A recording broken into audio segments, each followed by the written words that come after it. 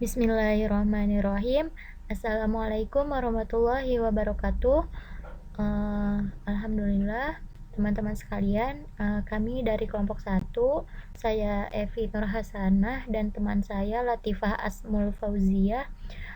Pada kesempatan kali ini, dalam mata kuliah Hukum Perbankan Syariah, kami berkesempatan untuk memaparkan materi. Yang pertama yaitu mengenai pengertian hukum perbankan syariah, kemudian bentuk hukum bank syariah, dan sejarah perbankan syariah. Langsung saja kita ke pembahasan pertama yang akan dijelaskan oleh saya sendiri. Adapun pembahasan yang pertama itu mengenai pengertian apa itu hukum perbankan syariah. Nah, teman-teman, sebelum kita tahu apa itu hukum perbankan syariah, maka kita pahami terlebih dahulu apa itu hukum dan apa itu perbankan syariah. Mungkin bagi kita sebagai mahasiswa Fakultas Syariah dan Hukum, tentunya sudah tidak asing lagi ketika mendengar kata hukum. Tetapi seringkali kita masih saja bingung bagaimana definisi hukum yang tepat. Jadi seperti apa sih definisi hukum yang tepat itu? Nah, bahkan para sarjana hukum pun telah lama mencari suatu batasan tentang hukum, tetapi belum ada yang dapat memberikan suatu batasan atau definisi yang tepat. Nah, di sini saya telah mencantumkan definisi hukum secara bahasa dan secara istilah atau terminologi.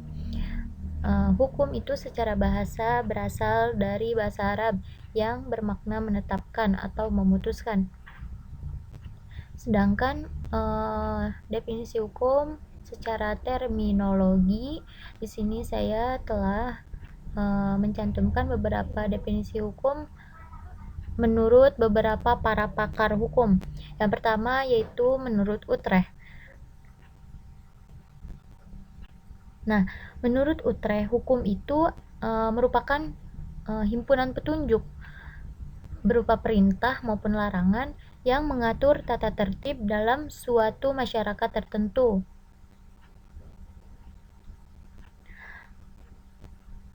Nah, menurut Utrecht ini, bahwa hukum itu adalah sebuah petunjuk, sebuah aturan yang mana aturan tersebut bisa berisi perintah maupun berisi larangan yang mana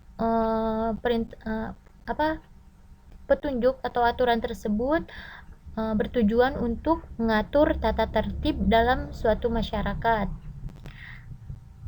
Adapun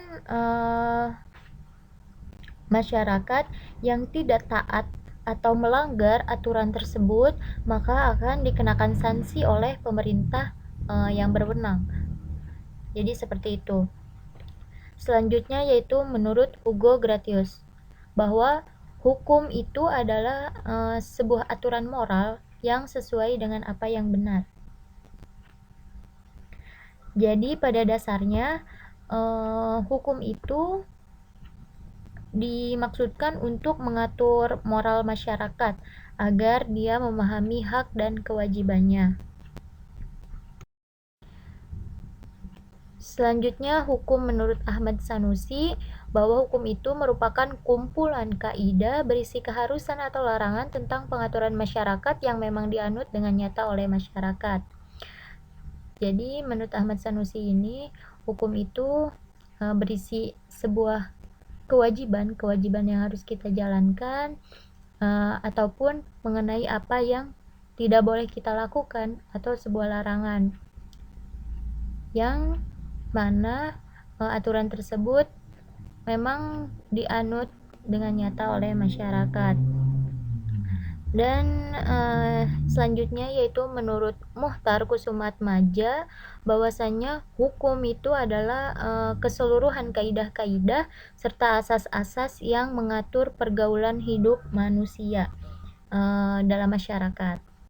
Nah, jadi kita hidup di masyarakat itu bagaimana kita berinteraksi, bagaimana kita bergaul, itu selalu diatur oleh aturan, selalu diatur oleh hukum, yang mana aturan tersebut ya sangat penting. Kenapa sangat penting?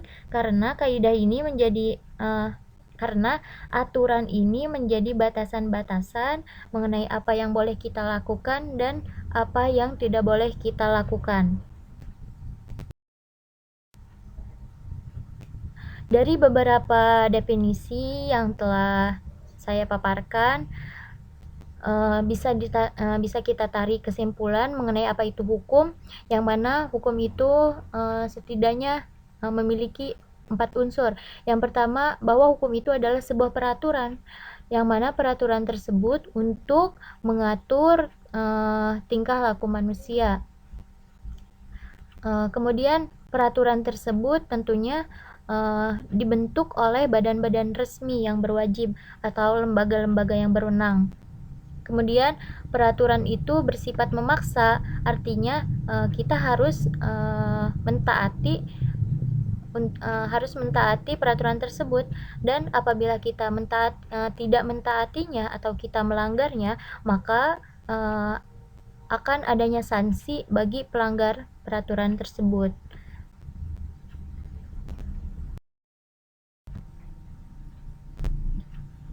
Baik, setelah kita pahami apa itu hukum, selanjutnya kita pahami terlebih dahulu apa itu perbankan, bank syariah, dan perbankan syariah. Kata perbankan dalam Kamus Besar Bahasa Indonesia itu merupakan turunan dari kata bank, yang mana bank ini merupakan badan usaha yang menghimpun dana dari masyarakat dalam bentuk simpanan dan menyalurkannya kepada masyarakat dalam bentuk kredit dan atau bentuk lainnya dalam rangka meningkatkan taraf hidup rakyat. Hal ini tercantum di dalam Pasal 1 Angka 2 Undang-Undang Nomor 21 Tahun 2008 tentang Perbankan Syariah. Nah, jadi bank ini merupakan sebuah badan usaha, sebuah lembaga keuangan yang mana di dalamnya terdapat dua pihak yang saling berkolaborasi, yaitu adanya pihak yang berkelebihan dana dan pihak yang kekurangan dana, sehingga terbentuklah bank yang bertujuan untuk meningkatkan taraf hidup masyarakat. Kata bank ini jika disandingkan dengan kata syariah, maka akan bermakna bahwa bank syariah itu bermakna bank yang menjalankan kegiatan usahanya ini berdasarkan prinsip syariah. Kemudian prinsip syariah yang dimaksud itu seperti apa sih? Nah, prinsip syariah yang dimaksud itu sesuai dengan Fatwa Majelis Ulama Indonesia, yaitu prinsip keadilan dan keseimbangan, kemudian ada prinsip kemaslahatan dan universalisme. Kemudian tentunya bank syariah ini merupakan sebuah bank yang menjalankan kegiatan usahanya itu tidak mengandung riba atau bunga, kemudian maisir atau spekulasi, dan ketidakpastian atau gharar. Jadi dalam bank syariah ini kegiatan usahanya itu berdasarkan prinsip syariah, yang mana di dalamnya itu tidak terdapat riba, gharar maupun maisir. Jadi seperti itu. Nah, adapun perbankan syariah itu adalah segala sesuatu yang menyangkut tentang bank syariah dan unit usaha syariah yang mencakup kelembagaan, kegiatan usaha, serta cara dan proses dalam melaksanakan kegiatan usahanya.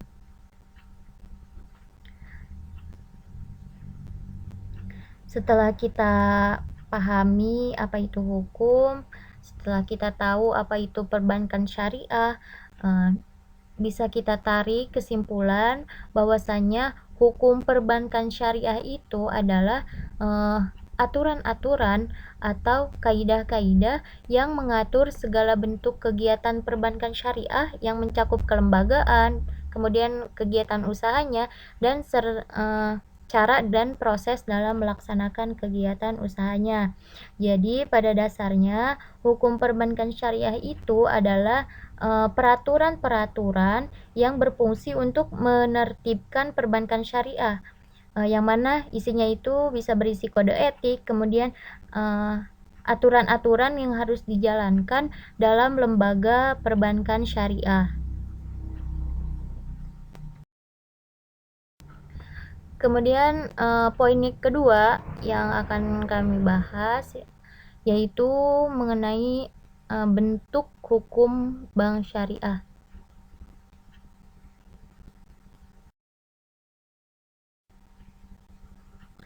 Teman-teman, perlu kita ketahui terlebih dahulu bahwasanya bank itu secara kelembagaan hanya dapat dilaksanakan oleh badan hukum, baik itu berupa PT atau koperasi. Nah, apabila lembaga yang dipilih adalah badan hukum PT, maka undang-undang PT ini berlaku bagi bank tersebut. Sedangkan yang dipilih adalah koperasi, maka undang-undang tentang perkoperasianlah yang berlaku. Namun demikian, dalam pendirian lembaga perbankan saat ini, menurut saya lebih memilih bentuk PT, mengingat PT ini suatu lembaga hukum yang pengaturannya itu komprehensif dan asas-asas yang terkandung di dalamnya pun lebih memberikan jaminan kepastian hukum bagi pihak-pihak yang berkepentingan. Kemudian Undang-Undang Perbankan Syariah pun mewajibkan bentuk badan hukum bank syariah itu berupa PT.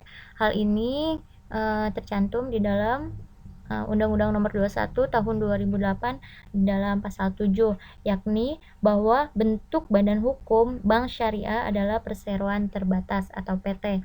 Jadi bank syariah itu terdiri dari apa saja sih? Nah, yang pertama yaitu ada Bank Umum Syariah. Nah, Bank Umum Syariah ini adalah bank syariah yang dalam kegiatannya itu memberikan jasa dalam lalu lintas pembayaran.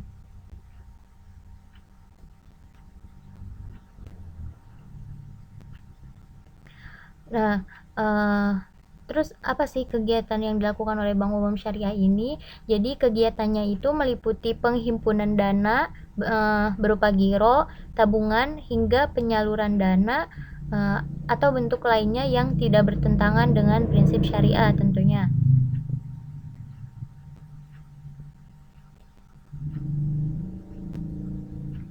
Kemudian yang termasuk ke dalam Bank Umum Syariah ini yang pertama yaitu ada Bank Muamalat Indonesia, kemudian ada Bank Syariah Mandiri, Bank BRI Syariah, dan Bank BNI Syariah, dan lain-lain. Mengenai kegiatan usaha yang dilakukan oleh Bank Umum Syariah, untuk lebih lengkapnya teman-teman bisa cek di dalam Undang-Undang Perbankan Syariah Nomor 21 Tahun 2008, itu terdapat di dalam pasal 19.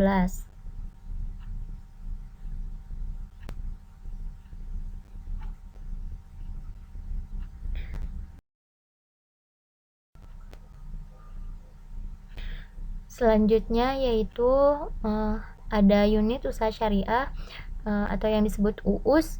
UUS ini adalah unit kerja dari Kantor Pusat Bank Umum Konvensional yang berfungsi sebagai kantor induk dari kantor atau unit yang melaksanakan kegiatan usaha berdasarkan prinsip syariah. Nah, serupa dengan Bank Umum Syariah, unit usaha syariah juga kegiatannya ini meliputi jasa dalam lalu lintas pembayaran yang berupa penghimpunan dana berupa giro, tabungan, hingga penyaluran dana atau bentuk lainnya yang tentunya tidak bertentangan dengan prinsip syariah. Mengenai kegiatan unit usaha syariah ini, untuk lebih lengkapnya teman-teman bisa cek di dalam Undang-Undang Nomor 21 Tahun 2008 di dalam pasal 19. Nah, kemudian apa sih bedanya Bank Umum Syariah dengan unit usaha syariah? Sedangkan dalam kegiatannya ini, keduanya ini sama-sama melakukan kegiatan yang meliputi jasa dalam lalu lintas pembayaran. Nah, adapun yang membedakan antara bank umum syariah dengan unit usaha syariah ini adalah bahwasannya bank umum syariah itu tidak memiliki induk atau sudah melakukan spin-off atau pemisahan unit usaha dari induknya. Sedangkan unit usaha syariah ini masih menjadi induk dari kantor pusat bank umum konvensional. Jadi masih bagian dari bank umum konvensional atau induknya, tetapi di dalam menjalankan kegiatan usahanya ini, UUS ini tentunya sesuai dengan prinsip syariah. Yang termasuk ke dalam unit usaha syariah ini contohnya ada BTN Syariah, kemudian ada Bank Danamon Syariah, dan Bank CIMB Niaga Syariah.